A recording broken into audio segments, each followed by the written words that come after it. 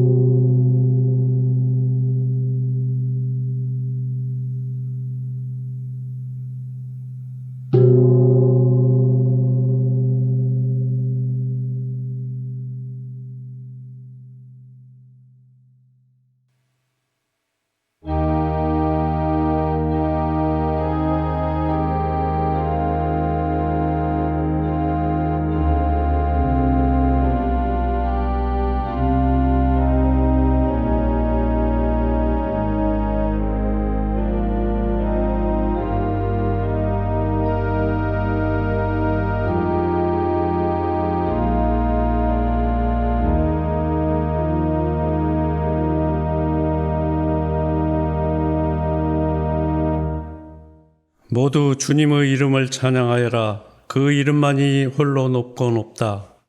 그 위엄이 땅과 하늘에 가득하다. 아멘.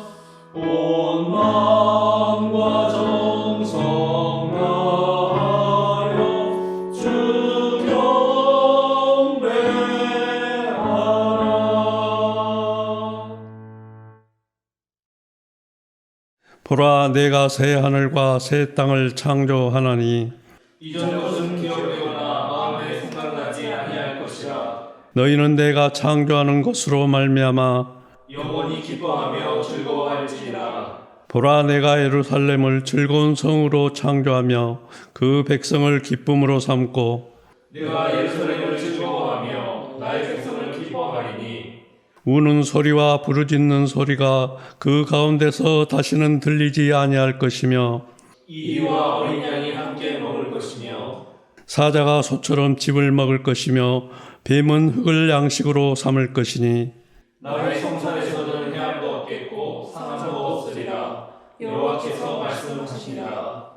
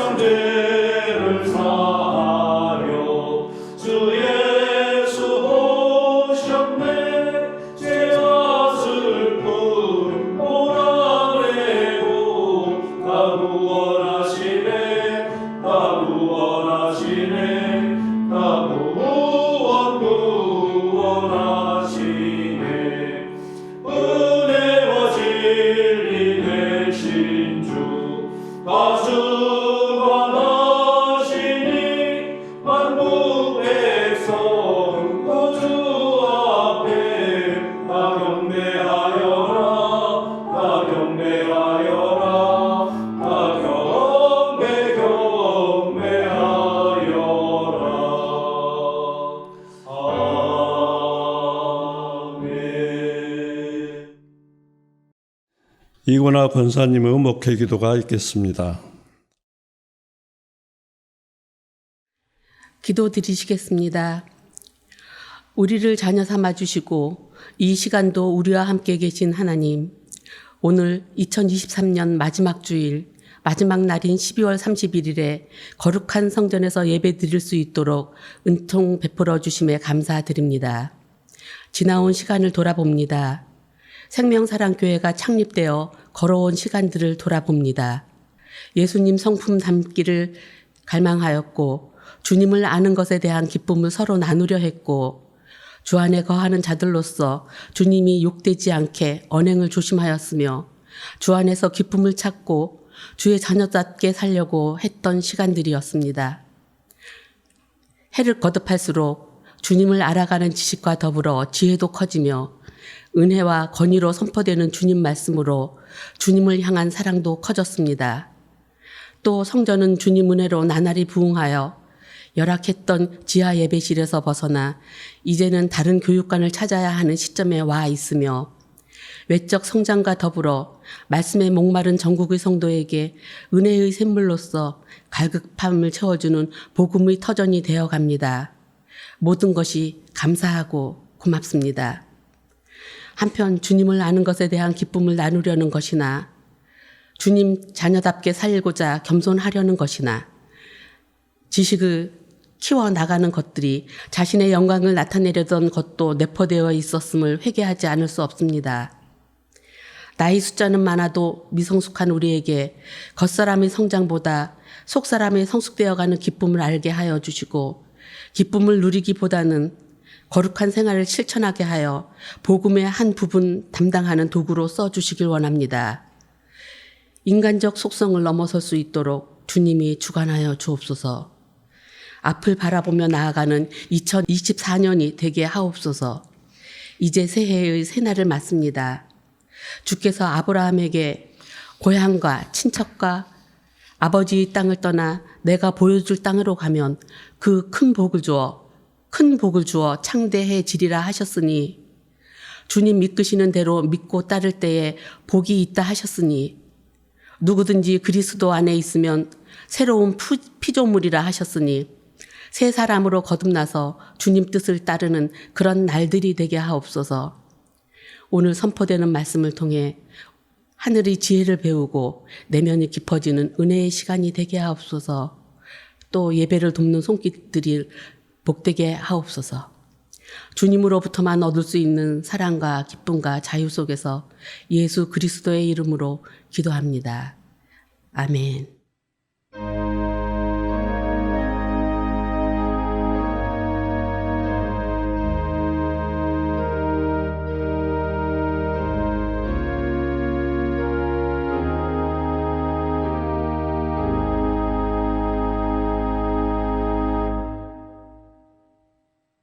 성탄절 첫째 주일 우리에게 주시는 성경 말씀은 창세기 12장 1절에서 3절, 고린도후서 5장 13절에서 17절 말씀입니다.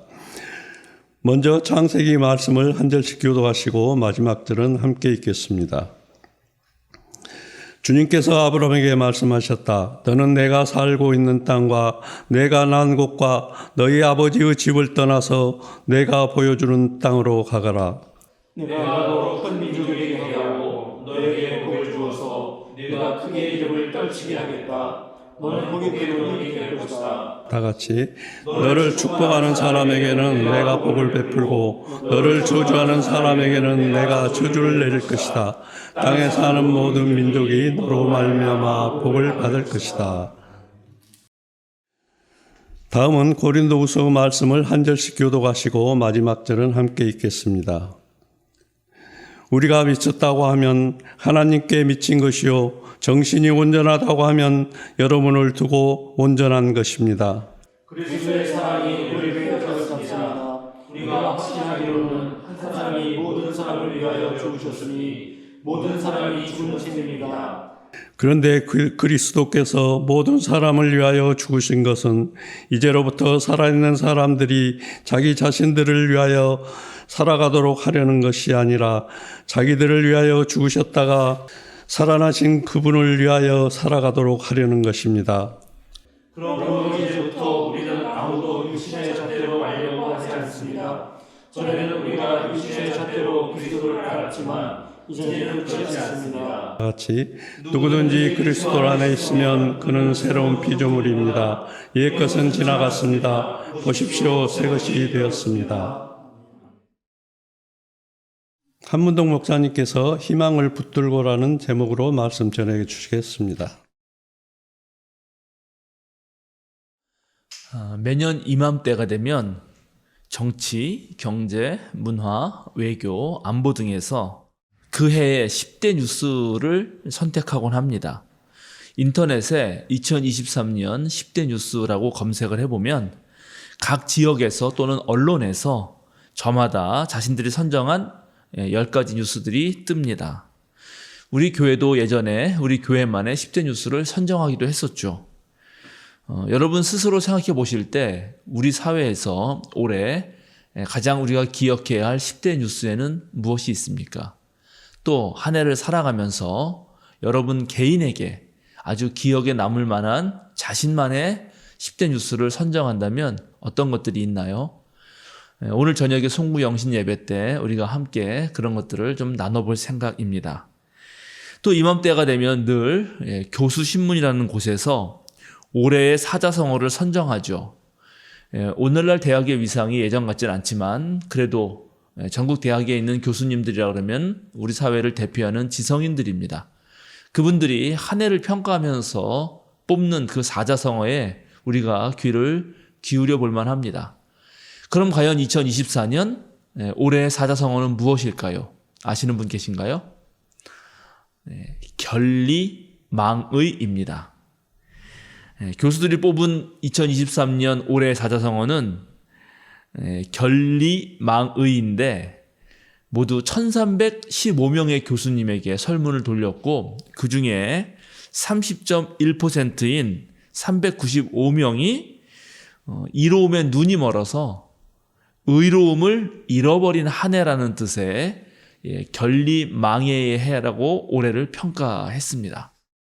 공자 제자 중에 자로라고 하는 아주 우직한 사람이 있습니다. 그가 하루는 공자 선생에게 완성된 인간이란 어떤 사람인가에 대해서 묻습니다. 공자가 대답을 해주죠. 당시 유명한 사람들의 예를 들면서 이렇게 말합니다. 장무중의 지혜와 맹공작의 무욕, 변장자의 용기와 염구의 재주와 예약을 갖춘다면 그러면 완성된 인간이라고 할 수 있겠지. 그러나 오늘날 그런 사람들을 찾아볼 수 있겠나? 꼭 그렇게 해야 한다고 할 수 있겠나?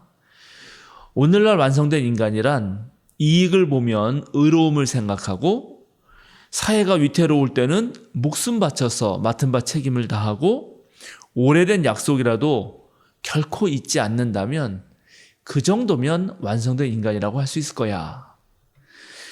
바로 이 일화에 등장하는 말, 이익 앞에서 의로움을 생각한다는 말은 결리사의입니다.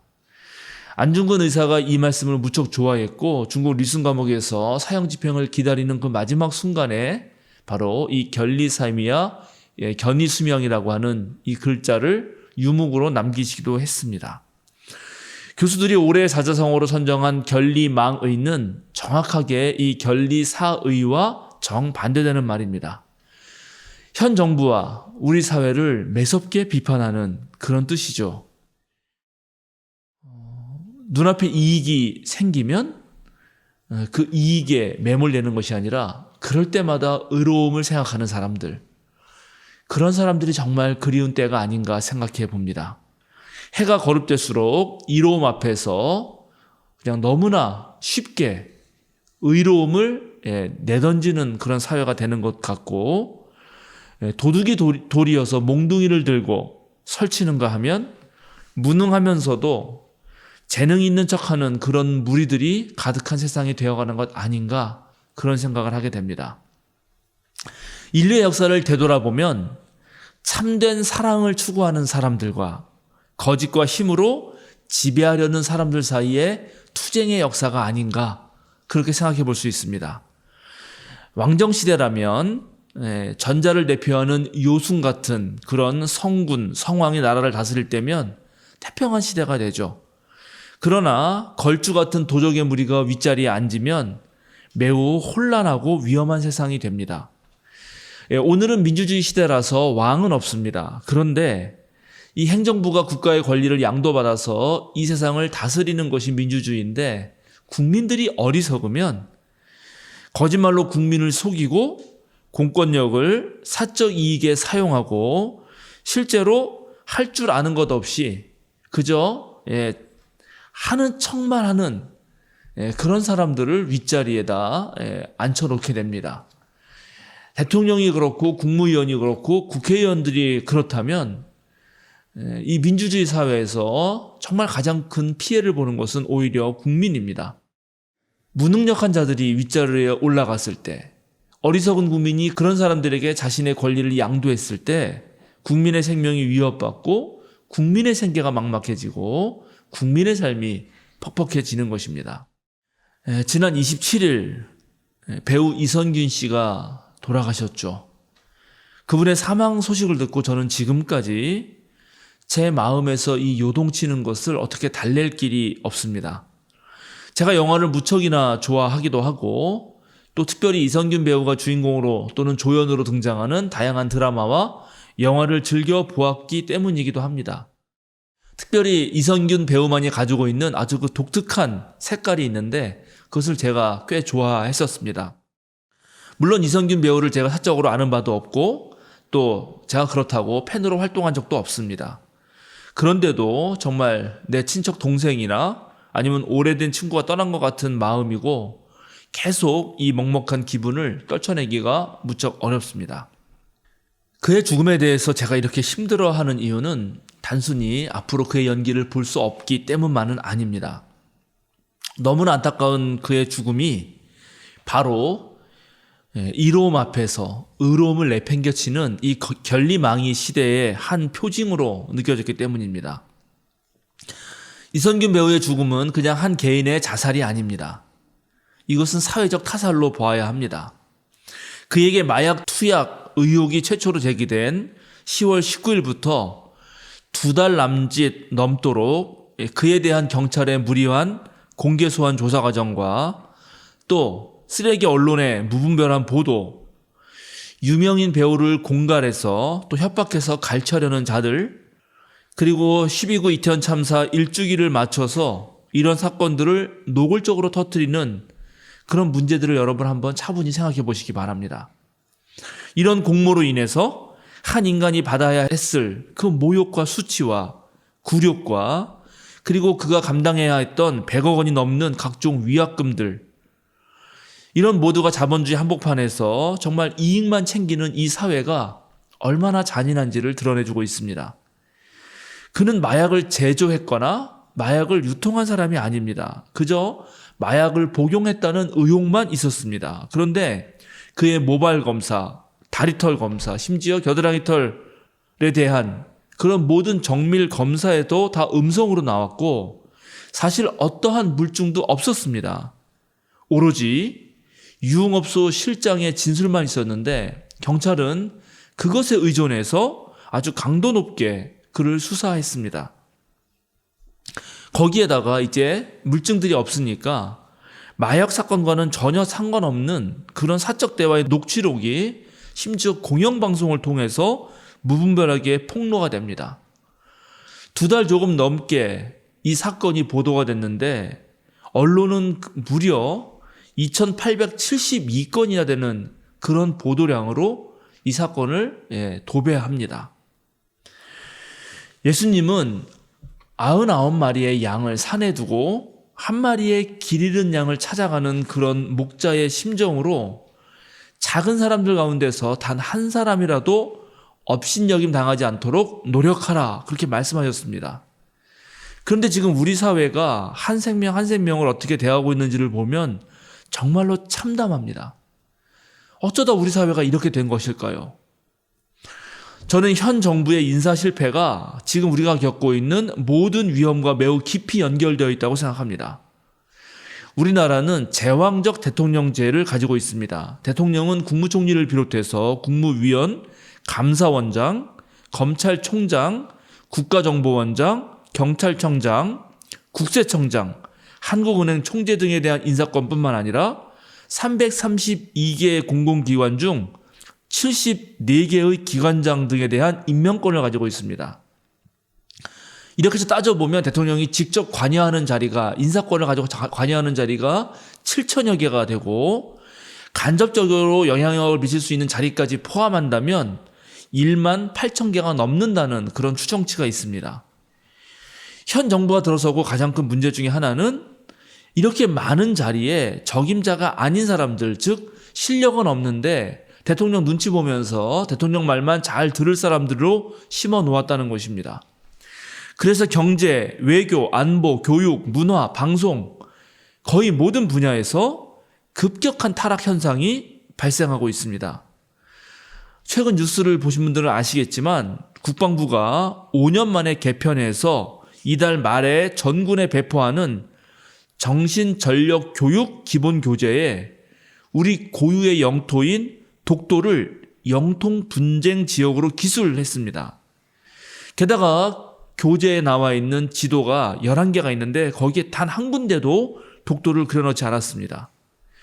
실제로 독도는 우리가 실효적으로 지배하고 있기 때문에 한 번도 영토 분쟁 지역이 된 적이 없고, 여기를 영토 분쟁 지역으로 만들려고 하는 것은 일본의 속셈인데 이번에 군이 만든, 그것도 정신 전력을 강화하겠다고 만든 교재에 그렇게 쓴 것입니다. 정말 얼토당토하는 그런 일이 발생한 거죠. 지금 언론은 대통령이 경로에서 다시 회수했다 이렇게 보도하고 있지만, 사실 이 교재를 만들기 위해서 대통령실, 국방부, 통일부, 국정원, 안보전략연구원, 그리고 이 교재 집필진 등이 서울 용산 대통령실의 NS 소회의실에 모여서 범정부적으로 회의를 여러 차례 가졌습니다. 그러나 대통령이 이미 관여한 것이죠. 그리고 이 교재가 훌륭해서 군인과 예비군뿐만 아니라 국민 대상 안보교육에 참고서로 쓰면 좋겠다는 얘기까지 나왔다고 그렇게 SBS가 보도했습니다. 이거 하나뿐만이 아닙니다. 현 정부 들어서서 정말 거의 모든 분야에서 이런 실책들이 나오고 있고, 그래서 실제로 실력이 있는 사람들, 그리고 올바르게 일하는 사람들이 제 목소리를 내지 못하고 숨죽이고 있어야 하는 분위기입니다. 그런데 아무것도 모르면서 검증되지 않은 이들이 권력에 빌붙어서 우리나라가 몇십 년 동안 정말 공들여서 이뤄놓은 탑들을 무너뜨리고 있는 형국이 발생한 것입니다.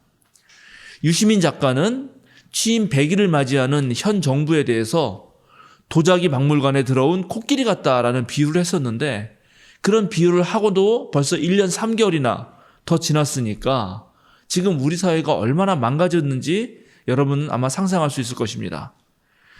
그래서 저같이 뉴스를 꼼꼼히 살펴보는 사람이 정말 뉴스를 볼 때마다 마음이 힘들고 뉴스를 꺼버리고 이제 더 이상 뉴스를 보지 않고 싶을 정도입니다.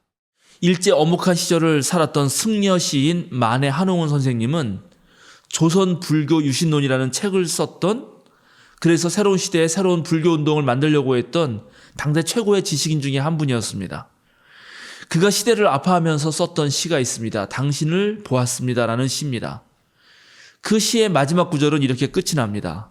아, 온갖 윤리, 도덕, 법률은 칼과 황금을 제사 지내는 연기인 줄 알았습니다. 영원의 사랑을 받을까? 인간 역사의 첫 페이지에 잉크칠을 할까? 술을 마실까 망설일 때 당신을 보았습니다. 지금 시대도 가만히 보면 온갖 윤리와 도덕, 법률은 그저 칼과 황금을 위해 제사 지내는 그런 불쏘시개에 불과한 것처럼 보입니다. 한 개인이 극복하기 어려운 이 시대의 문제와 과제 앞에서 그저 나 몰라라 하면서 영적인 내면 세계로 도피할 수도 있고, 학문의 숲으로 도망갈 수도 있고, 에라 모르겠다 하면서 술이나 퍼마시자 그럴 수도 있겠죠. 과연 목사는 뭐 하는 사람인가?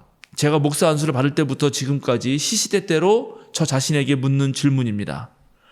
미친 버스 운전사가 교통법규를 무시하고 마구 거리를 휘저으며 계속해서 사람들을 다치게 하고 죽을 때 그저 장례나 치러주고 문병이나 가서 유료의 기도나 해주는 사람이 과연 목사인가? 세상은 어떻게 되는지 나 몰라라 하면서 예배당에 모여서 주님께 예배하고 찬양하면 그만인가? 공자 선생도 위험한 나라에는 들어가지 말고 어지러운 곳에는 머물지 말라라고 말을 했는데 이 더러운 세상 그저 눈 감고 귀 닫으면 그만인가? 제 양심에서 계속 흘러나오는 그런 목소리들입니다. 올해 우리 교회의 표어는 성령의 능력으로 희망이 넘치는 교회였습니다. 표의 기준이 되는 성서 구절은 로마서 15장 13절이었습니다. 소망을 주시는 하나님께서 믿음에서 오는 모든 기쁨과 평화를 여러분에게 충만하게 주셔서 성령의 능력으로 소망이 여러분에게 차고 넘치기를 바랍니다. 짧은 한 구절에 불과하지만 삼위일체적으로 균형 잡힌 바울 사도의 조언이 담겨 있습니다. 소망의 근원은 하나님이시고 우리는 예수님을 신뢰하는 믿음, 즉 예수님께만 충성하는 그 삶으로 기쁨과 평화를 얻을 수 있으며 성령의 능력으로 이 모든 것이 가능하다고 바울 사도가 말씀하시는 것입니다. 제가 하나님의 뜻을 묵상하여 이 세상에 전달하는 목회자로서 한편으로는 성서에 늘 주목하고 다른 한편으로는 세상의 현실을 늘 주의 깊게 살피는데 그럴 때 세상을 보면 정말 어지럽기만 합니다. 이 세상에서 어떤 해결책을 찾으러 가면 그저 막막하고 답답하기만 합니다. 문제는 세상에서 발생하고 그 문제를 풀어야 할 곳도 바로 세상 한복판이지만 그것을 풀어가는 용기와 지혜와 힘은 세상에는 보이지 않기 때문입니다.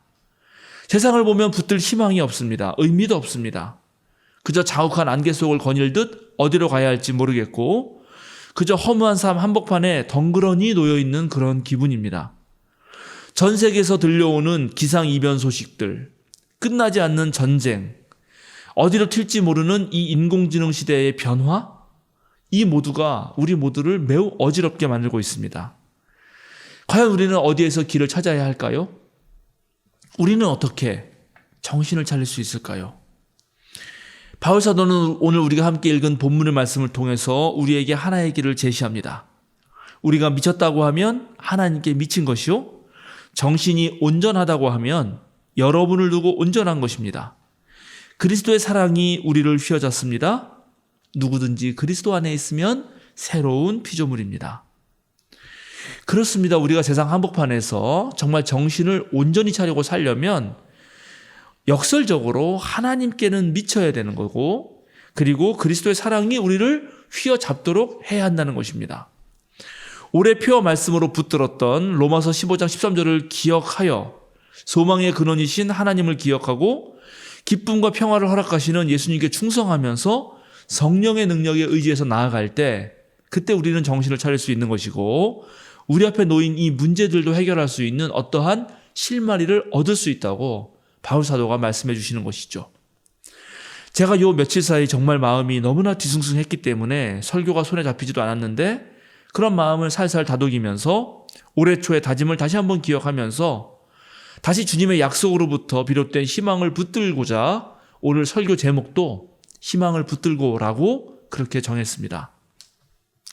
제가 지난주 설교에서 인용했던 보네포 목사님의 그 편집글의 마무리에는 이런 말이 있습니다. 의미라는 비성서적 개념은 실은 성서가 약속이라고 말하는 것을 번역한 것에 불과하지. 그렇습니다. 우리는 살아가면서 내가 살아가는 의미, 그 삶의 의미를 부지런히 찾습니다. 그러나 그 의미는 바로 하나님께서 우리에게 해주신 약속에서만 제자리를 찾을 수 있는 것입니다. 하나님께서 우리 생명사랑교회를 세우시고 지금까지 돌보시고 지키신 것은 바로 그 먼 옛날 아브라함에게 하셨던 그 약속의 한 가지입니다. 즉 하나님께서 지시할 땅으로 가라는 것이고 이 세상에 어떤 근거도 두지 말고 익숙한 그 모든 것을 떠나라는 것이죠. 생명과 삶의 문제, 삶의 의미를 찾는 문제는 궁극적으로 이 땅과 연결된 경제적 문제도 아니요, 혈연, 지연, 학연과 같은 사회적 제약에 굴복해서도 안 되는 것이고 또 자기 정체성을 형성하는 부모 자식 간의 관계에서 생기는 내적인 심리 문제로만도 해결할 수 없다는 것입니다. 아브라함의 소명 기사는 이 사실을 분명하게 밝힙니다. 그 모든 것을 떠나라는 것입니다. 바로 아브라함은 하나님의 약속을 믿고 바로 이런 모든 제약을 넘어서려고 했던 최초의 사람이었던 것이죠. 우리 생명사랑교회도 마찬가지입니다. 하나님의 약속을 믿고 이제 주체적으로 서야 합니다. 그런 맥락에서 보자면 2023년 올 한 해도 우리는 참으로 열심히 살았습니다. 남들은 어떻게 평가할지 모르고 또 세상이 우리를 어떻게 바라볼지 모르지만 그러나 우리는 힘찬 발걸음을 내딛었고 꾸준히 걸어왔습니다. 1월 28일 2000장의 연탄을 이웃들에게 배달한 것부터 시작해서 성탄절 6개 교회의 성가대가 함께 모여 연합 칸타타 예배를 드린 것까지 우리는 아파하고 힘들어하는 이들을 도왔고 현장과 온라인을 오가면서 열심히 배웠고 무너지는 한국 개신교회의 기둥을 떠받치는 일에도 최선을 다했습니다. 교육부 공간 하나를 더 마련할 수 있었고 교단 목사를 양성하는 일에도 한 걸음 더 나아갔으며 우리 사회가 풀어야 할 평화와 통일의 문제, 자연과 생명을 지키는 일, 이 지역사회에 도움이 되는 일에도 진전이 있었습니다. 우리가 희망이 넘치는 교회를 일으켰다라고 자신만만하게 그렇게 자랑하는 것은 좀 송구하지만 많은 믿음의 형제자매들이 그리고 우리의 이웃 교회들이 우리 생명사랑교회를 보고 희망을 놓지 않고 붙들 수 있게 할 정도는 되었다고 그렇게 생각합니다. 올해도 우리는 그리스도 안에서 새로운 피조물로 한 걸음 나아가는 것입니다. 세상은 아무리 둘러보아도 깜깜합니다. 희망이 잘 보이지 않습니다. 그러나 우리는 하나님의 약속 앞에서 하나님의 부르심 앞에서 희망을 붙들고 나아갈 수 있습니다. 러시아의 유명한 영화 감독 타르코프스키의 마지막 작품인 희생이라는 영화가 있습니다. 이 영화는 한 그루의 죽은 나무에서 시작합니다. 전직 대학 교수이며 저널리스트였던 알렉산더가 자신의 생일날 실어증에 걸린 어린아들 고센과 황량한 해변가에서 죽은 나무를 심고 있습니다. 이 죽은 나무를 심으면서 알렉산더는 자기 아들 고센에게 이야기 하나를 들려줍니다. 옛날에 한 수도사가 죽은 나무에 3년간 물을 주어서 나무에 꽃이 피었다는 것입니다. 그렇습니다. 오늘이 지나면 이제 2023년은 가고 새로운 2024년이 옵니다. 다가오는 해를 맞이하면서 밝은 미래를 말하기가 참 어려울 것 같습니다. 오히려 죽은 나무에도 한결같이 물을 주었던 그 수도사를 저는 기억해 봅니다. 영화 희생에서 아버지는 아들에게 이런 말을 하죠. 아들아, 내 온 마음을 담는다면 죽은 나무도 꽃을 피운단다. 사랑하는 생명사랑교회 여러분, 전국에 계신 믿음의 성도 여러분, 올해도 여러분은 그렇게 살아오셨듯이 내년도 온 마음을 담아서 여러분의 삶을 살아가십시오. 내 마음이 아니라 예수 그리스도의 마음을 담고 우주를 품으시는 하나님의 마음을 담고 늘 우리 곁에서 우리와 함께 하시는 성령님의 그 마음을 우리들의 마음에 담읍시다.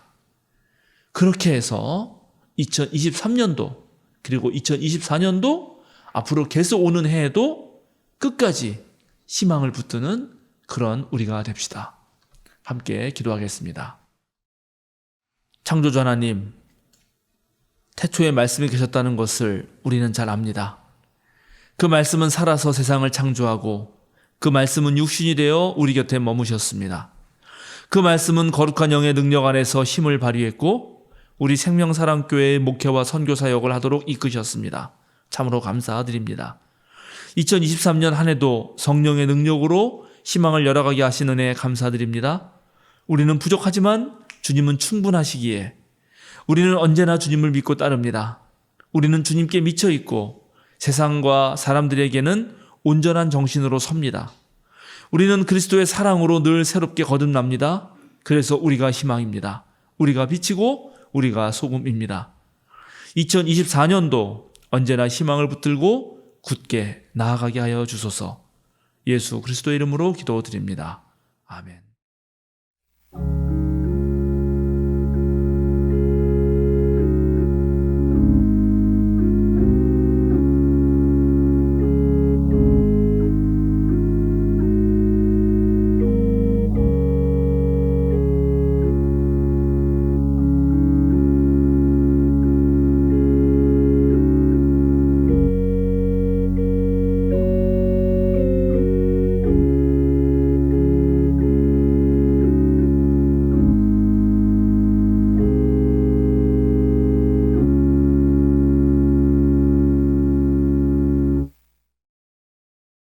다 함께 사도신경으로 우리의 신앙을 고백합니다.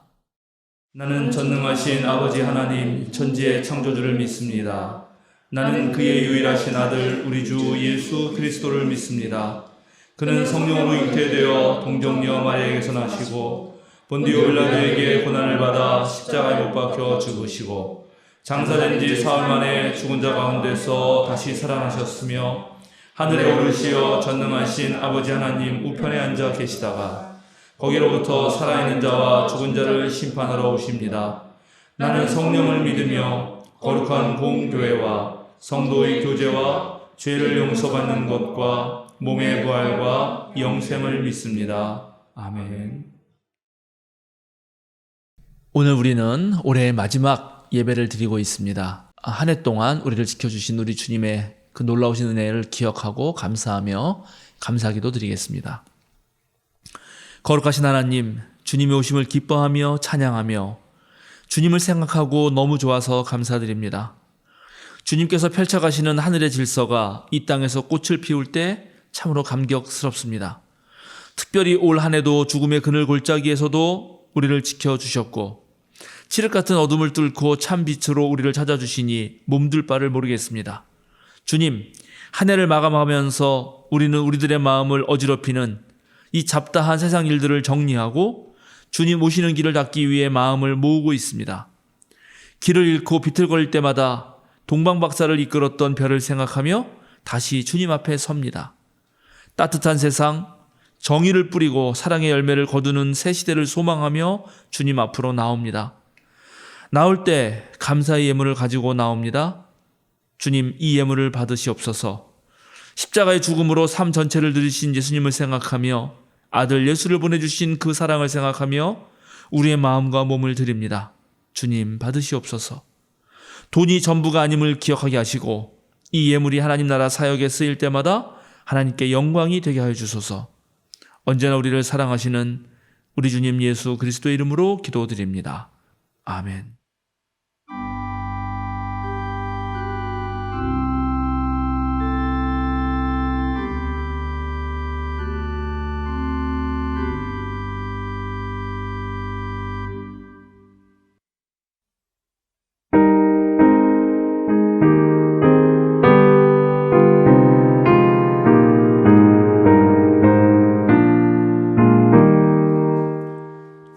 종소리 크게 울려라 저 묵은 해가 가는데 옛것을 흘려보내고 새것을 맞아들이자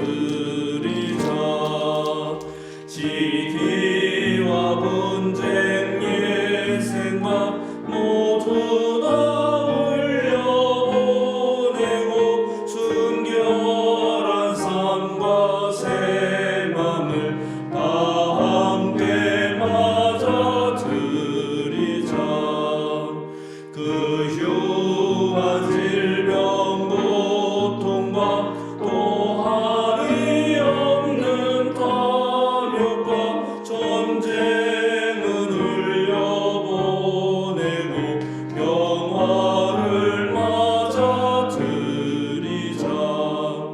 기쁨과 넓은 사랑과 참 자유 행복 누리게 이 땅에 어둠 보내고 주 예수 맞아들이자. 아멘.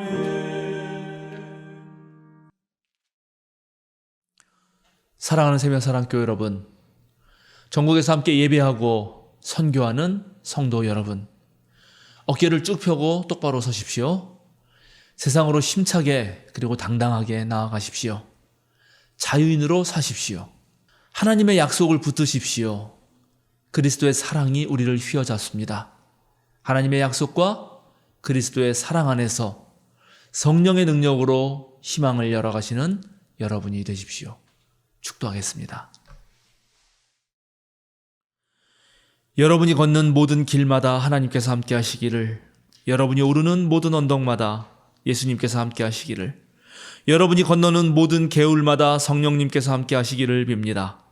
해안의 절벽과 산등성이, 빈들과 황무지, 초원과 바다, 평화와 사막의 한복판에서도, 누울 때와 일어날 때에도, 일렁이는 파도와 자욱한 물보라에서도 성부, 성자, 성령, 삼일체 하나님께서 여러분이 내딛는 모든 걸음에 함께 하시기를 지금부터 영원까지 주님의 이름으로 축원합니다. 아멘.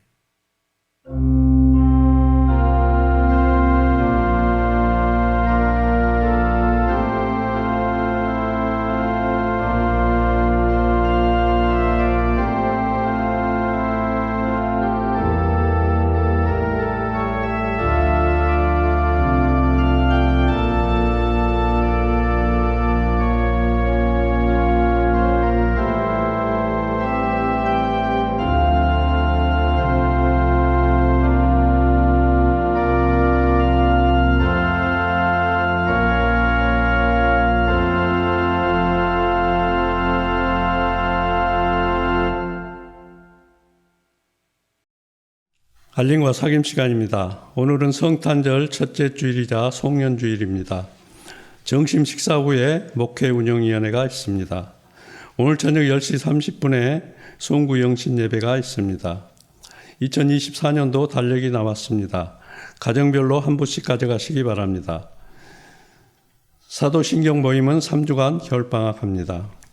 부서별로 연말 결산 및 감사 준비를 해주시기 바랍니다.